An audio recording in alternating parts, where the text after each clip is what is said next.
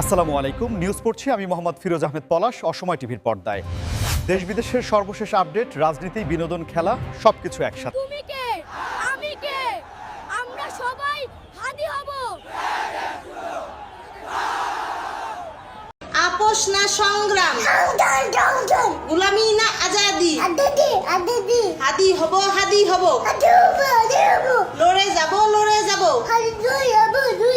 তুমি কে আমি কে, গোলামি না। আসলে সম্মান দিলেই সম্মান পাওয়া যায়। দেখুন না একটাবার এই সেনাবাহিনী ভাইগুলো রেস্টুরেন্টে খাচ্ছিল, তখন একটা ছোট্ট বাচ্চা গিয়ে ওদেরকে কিভাবে সম্মান জানায়। এটাই হলো পারিবারিক শিক্ষা।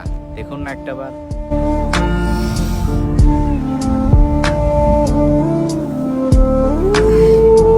Breaking news!